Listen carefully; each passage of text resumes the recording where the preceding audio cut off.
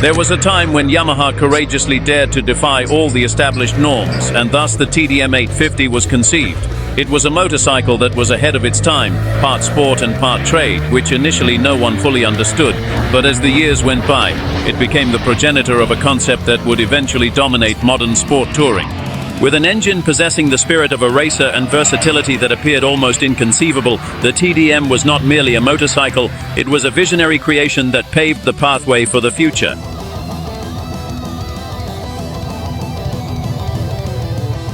We are in the early 90s, the world was changing, the Soviet Union was falling, Terminator 2 was being released, and acid-washed jeans were still legal.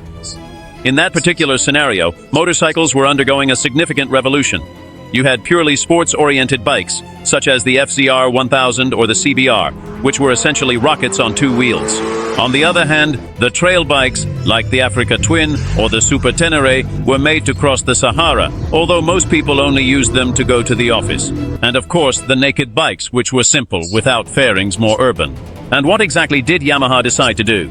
Well, they thought, what if we blend everything together? What if we merge the comfort and ease of a trail bike, the enjoyment and thrill of a naked bike, and a sporty element, and incorporate it all into a motorcycle that defies categorization?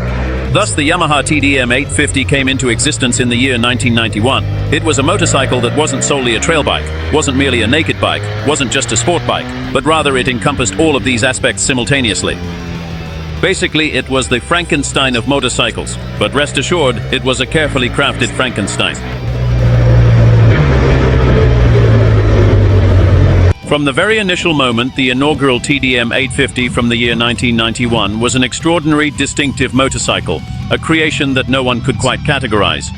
It was outfitted with a parallel twin engine boasting 849 cubic centimeters, directly derived from the XTZ 750 Super Tenere, that trail bike Yamaha had meticulously designed to conquer the Dakar. But beware, it wasn't just a simple copy and paste. Yamaha adjusted it for the road, smoothed it out in the mid-range and made it more docile, although it still retained that liveliness for playing in curves. It delivered a solid 77 horsepower, incorporated liquid cooling, which during the 1990s was still somewhat uncommon in numerous motorcycles, and generated a unique sound owing to its 360-degree crankshaft configuration. The twin-cylinder engine inadvertently replicated the resonant roar of a V-twin engine. Numerous enthusiasts insisted it appeared more Italian in character than Japanese. The frame consisted of a tubular steel chassis, which was robust yet comparatively lightweight for that era, providing it with exceptional agility. The extended suspensions delivered comfort within urban environments and on uneven roads, yet they also contributed to a sensation of height, nearly resembling a trail-like stance. The riding posture was upright, featuring a broad handlebar and a cushioned seat, perfect for enduring prolonged hours of travel without experiencing discomfort. The fairing design was an entirely different narrative. Yamaha provided it with a front featuring dual round headlights that sparked divided opinions from the very first day. Some perceived it as a futuristic and elegant detail, while others remarked that it resembled an insect on the verge of colliding with the windshield. The biggest dilemma was figuring out where to categorize it. It wasn't a trail bike, as it didn't have knobby tires or a true off-road spirit. It wasn't a naked bike either, as it had a fairing and touring capabilities. And it wasn't a conventional sport touring motorcycle either. It was lighter in weight, more playful in nature. Yamaha, with an expression of, "We're not entirely sure what we created," marketed it as a versatile multi-purpose sport touring bike. Essentially, a title was created because there wasn't an existing category for it. It was like, observe, it accomplishes everything and performs it quite effectively. And the intriguing aspect is that it succeeded. The TDM was surprisingly agile on winding roads, stable on highways, and provided greater comfort than many larger displacement sport touring motorcycles. Its versatility rendered it comparable to a Swiss Army knife on two wheels. In France and Italy, it saw a big rise in popularity.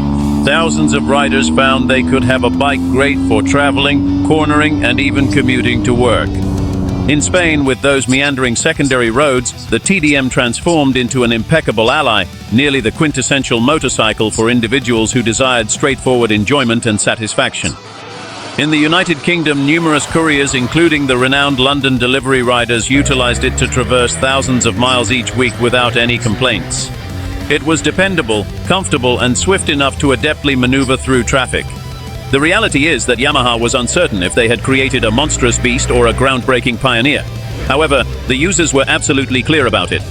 The TDM 850 was a concept that seamlessly integrated into real life much more effectively than it fit into predefined market categories.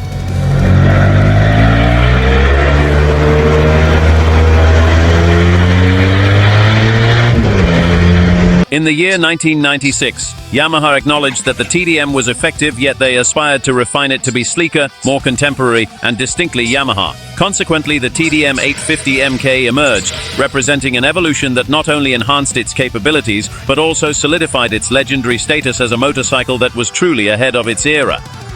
Major changes and their importance. A redesigned engine with a 270-degree crankshaft, replacing the old 360-degree setup.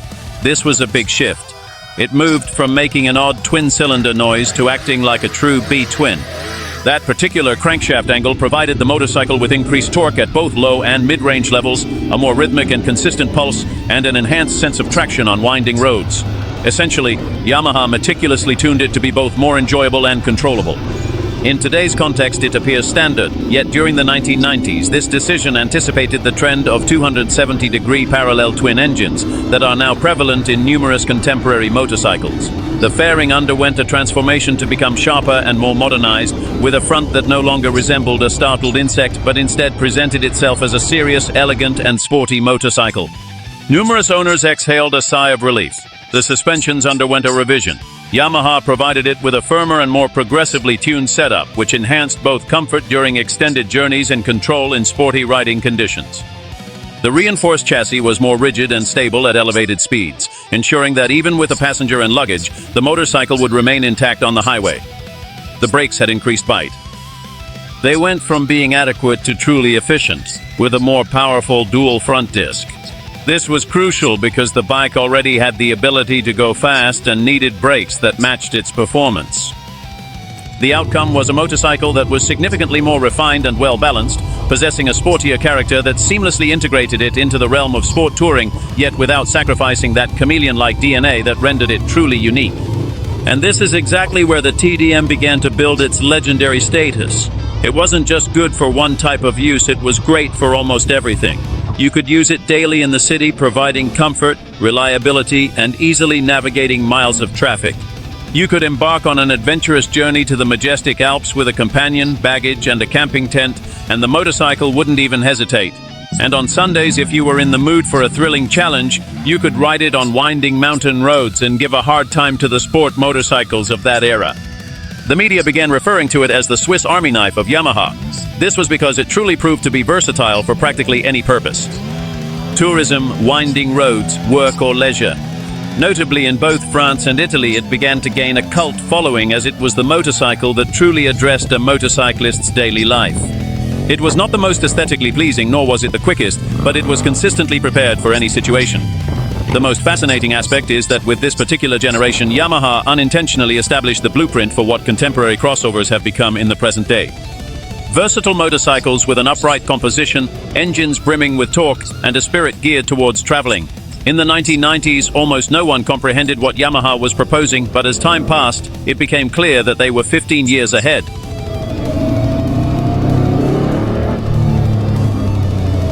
In the year 2002, Yamaha made a notable transformation with the introduction of the TDM 900, which represented the most ambitious advancement in the series. While the 850 model had established the foundations, the 900 was thoroughly modernized to compete directly with the most sophisticated European sport touring motorcycles of that era. The engine enhancements expanded to an impressive 897 cubic centimeters. Yamaha advanced the parallel twin configuration, bringing it nearly to 900 cubic centimeters. The significant distinction was the incorporation of electronic fuel injection, aligning it with the technological standards of the new millennium. This enhancement provided improved throttle responsiveness, reduced fuel consumption, and diminished emissions.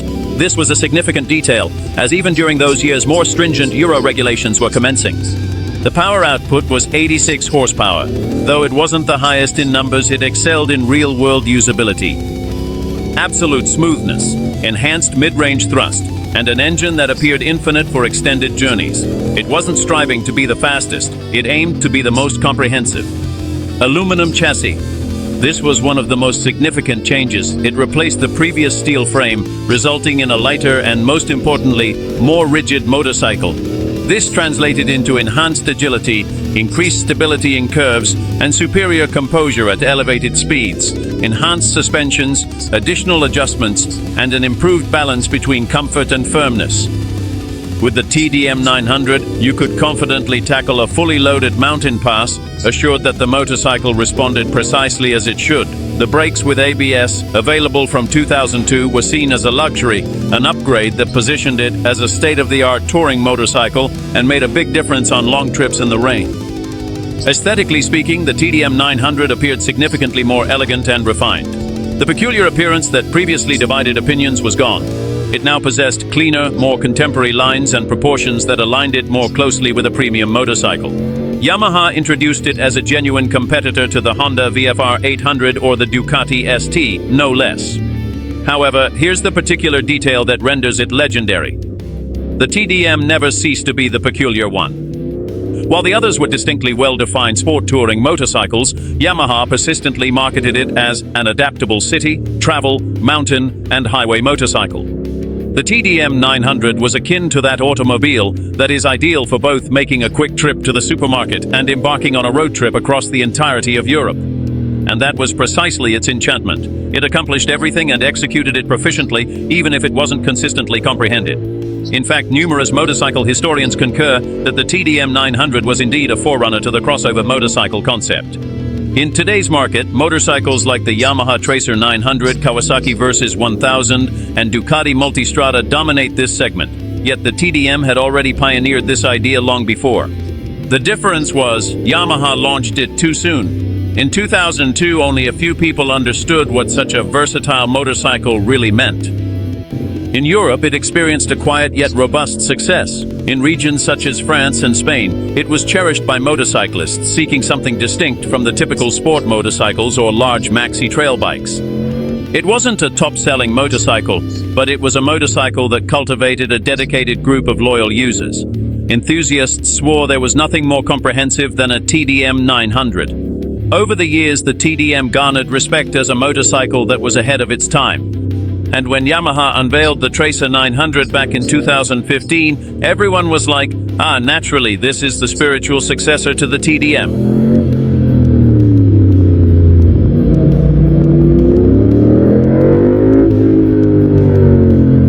The Yamaha TDM 850 was a motorcycle that was often misunderstood during its era, yet it was visionary at its core.